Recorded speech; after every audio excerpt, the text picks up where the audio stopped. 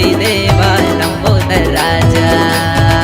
बोला निवता देवता देवों के देवा गणपति देवा लंबोदर राजा।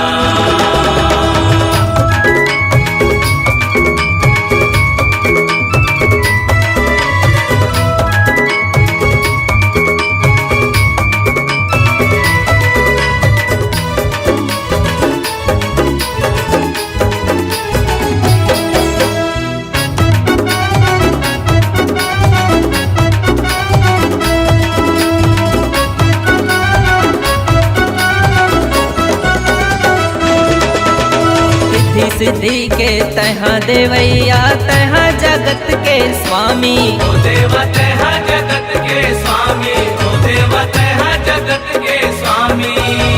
सबले पहली पूजे जाते देवों में भी तय स्वामी। ओ देवा देवों में भी तय स्वामी, ओ देवा देवों में भी तय स्वामी।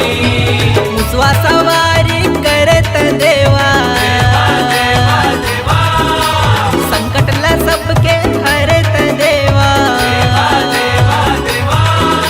मुसवा सवारी करत देवा संकट ला सबके हरत देवा। तोर महिमा है बड़ निराला तोला तोला तोला निका थो देवता देवों के देवा गणपति देवा लंबोदर राजा।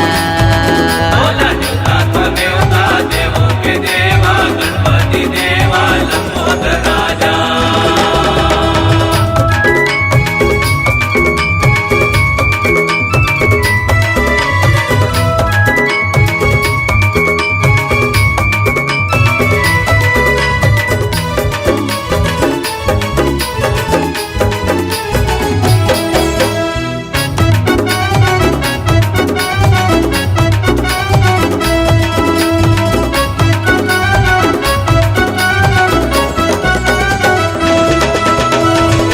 महीना में 11 दिन बरे आके तहाँ विराजे। ओ देवा आके तहाँ विराजे, ओ देवा आके तहाँ विराजे।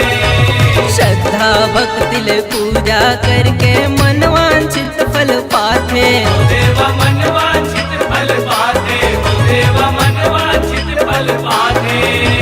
रिद्धि सिद्धि हावे तोरे लुगाई। देवा देवा देवा कार्तिक हावे तोर बड़का भाई। देवा देवा देवा रिद्धि सिद्धि हावे तोरे लुगाई। कार्तिक हावे तोर बड़का भाई। गाई गदा पार्वती बबोला तोला तोला तोला निका थो देवता देवों के देवा गणपति देवा लंबोदर राजा।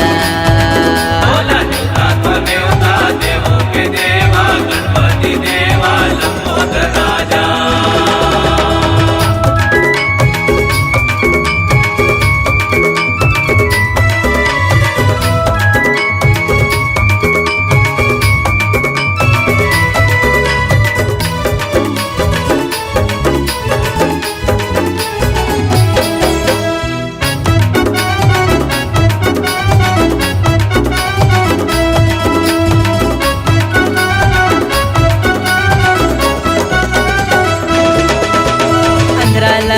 हरे आखी दिए हंस कोढ़ी लत हर काया। ओ देवा कोड़ ही निलाते काया, ओ देवा कोड़ ही निलाते काया।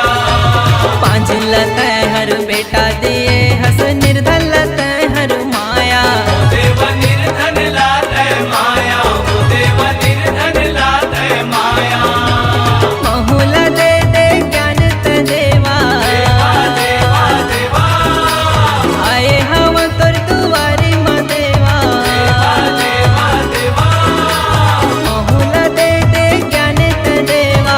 आए हम तोर दुआरी म देवा। छोनी करत हव तुर सेवा तोला तोला तोला निका थो देवता देवों के देवा गणपति देवा लंबोदर राजा।